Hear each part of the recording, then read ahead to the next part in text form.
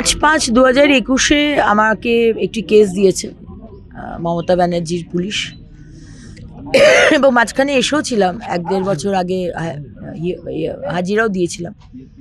আবার ইলেকশনের আগে এখন বোধহয় বেল নিতে হবে, ফ্রেশ বেল নিতে হবে, সেই কারণে আজকে এখানে আসা। 5/5/2021 যতদূর আমার মনে হচ্ছে সেই সময় আমি রাজ্যের মহিলা মোর্চার সভানেত্রী এবং যে পোস্টপোল ভায়োলেন্স হয়েছিল সেই নিয়ে আমরা এসেছিলাম। আমাদের কার্যকর্তাদের মারধর করা হয়েছিল, প্রচণ্ড অত্যাচার হয়েছিল এই বীরভূম ডিস্ট্রিক্টে এবং কোভিডের সময় ছিল, সেই হিসেবে তারা কেস দিয়েছে। মানে একদিক থেকে অত্যাচারটাও করবেন, আবার একদিক থেকে মানুষের পাশে দাঁড়ালে, কার্যকর্তার পাশে দাঁড়ালে কেসও খেতে হবে। এটাই তো হয়ে এসেছে 15 বছর ধরে। তবে আর হবে না। 2026-এর মে মাসে বিজেপি সরকার গঠন হচ্ছে এবং বাংলার মানুষ পরিবর্তন চাইছে, পরিবর্তন হচ্ছে।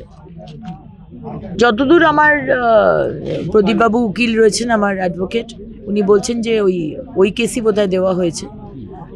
কোভিডের সময় যেহেতু জমায়েত করা হয়েছিল, কিন্তু জমায়েত তো করে উপায় নেই, কারণ আমার কার্যকর্তাকে তার বাবার সামনে ধর্ষণ করা হয়েছিল, আমার কার্যকর্তার বাড়ি ভাঙচুর হয়েছিল, আমার কার্যকর্তাকে মারধর করা হয়েছিল এবং মহিলা কার্যকর্তা, আমার এখনো মনে আছে, আমার চোখে জল চলে এসেছিল যখন সে ঘটনাটা বলছিল। পুকুরের যে আল হয়, সে আলেও লুকিয়েছিল সারা রাত, তারপরেও বাঁচতে পারেনি। সংখ্যালঘু সম্প্রদায়ের টিএমসির ক্যাডার লোক এসে, তার গ্রুপ এসে, মব এসে তার বাবার সামনে তাকে ধর্ষণ করেছিল।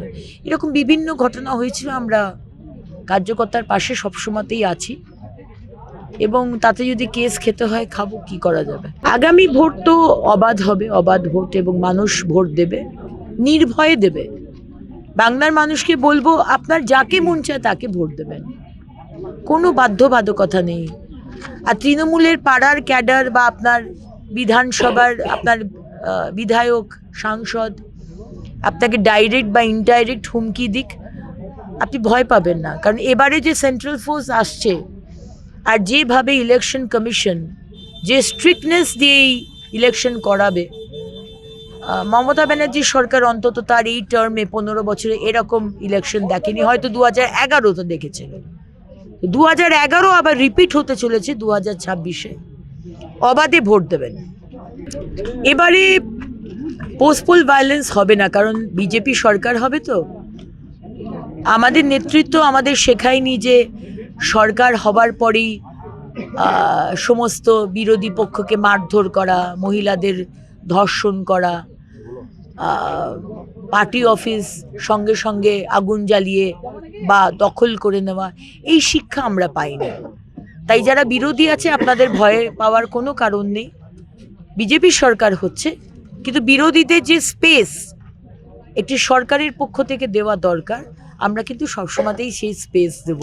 মমতা ব্যানার্জিও বলেছিলেন 2011-তে সমস্ত বিরোধীরা স্পেস পাবে, কিন্তু মমতা ব্যানার্জি, আপনি যেরকম বাংলার মানুষকে প্রতিশ্রুতি দিয়ে প্রতারণা করেছেন, আপনি বিরোধীদেরও প্রতিশ্রুতি দিয়ে প্রতারণা করেছেন।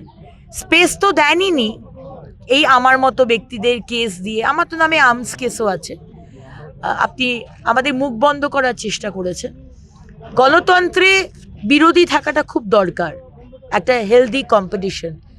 বিজেপির সরকার এলে সেই হেলদি কম্পিটিশন হবে, কারুর মুখ বন্ধ করা হবে না, আর কারুর পার্টি অফিসও দখল করা হবে না। তাই বিরোধীদের বলবো, টিএমসি আপনারা তখন বিরোধী হবেন কি নিশ্চিহ্ন হয়ে যাবেন সিপিএমের মতো, সেটা বলতে পারছি না, কিন্তু আপনাদের কেউ মারধর করবে না, আপনাদের কেউ মুখ বন্ধ করবে না। এগুলো খুবই অসুবিধে, কারণ আমার আসানসোল দক্ষিণ থেকে এখানে আসতে প্রায় 1.25 ঘন্টা টাইম লাগে। এক একটা মিনিট এখন প্রচার ছাড়া অন্য কাজে যাওয়াটা খুব অসুবিধে। কিন্তু মুখ্যমন্ত্রী হয়তো এটাই চান যে বিজেপি এমএলএরা যারা দাঁড়িয়েছেন, এমএলএ বলবো না, যারা প্রার্থী, তারা এই কেস কাচারির এতেই ব্যস্ত হয়ে যাক, প্রচারের সময় না পাক। কিন্তু মুখ্যমন্ত্রী, আপনি আমাদের যতই কেস দিন, মানুষের মনে, বাংলার মানুষের হৃদয়ে তো মোদিজি লেখা হয়ে গেছে। যেরকম হনুমানের হৃদয়ে বুক চিরে দেখিয়েছিল না জয় শ্রীরাম, রামচন্দ্রের নাম ছিল, সেরকম বাংলার মানুষের হৃদয়ে আমরা যারা সৈনিক মোদিজির যতই কেস দিন, কিন্তু বাংলার মানুষের হৃদয়ে মোদিজির লেখা হয়ে গেছে, ওটা চেঞ্জ করা যাবে না। এখনো অবধি বোধহয় 25টা কেস দিয়েছে, কিন্তু আমরা খুব গর্বিত। রাজ্যে 25টা কেস। আমার এই সীমিত রাজনৈতিক জীবনে আমি অত্যন্ত গর্বিত যে আমার কার্যকর্তার পাশে দাঁড়িয়ে আমি যে এই কেসগুলো খেয়েছি এবং কেসগুলো আমরা লড়াই করছি, এবং আমার কার্যকর্তারা আরও অনেক কেস খেয়েছে। সুতরাং আমরা ভারতীয় জনতা পার্টির প্রত্যেকটি মোদিজির সৈনিক, আমরা অত্যন্ত গর্বিত এই কেসগুলো নিয়ে যে আমরা সৎ পথে আছি, আমরা সেটিংয়ের রাজনীতি করি না।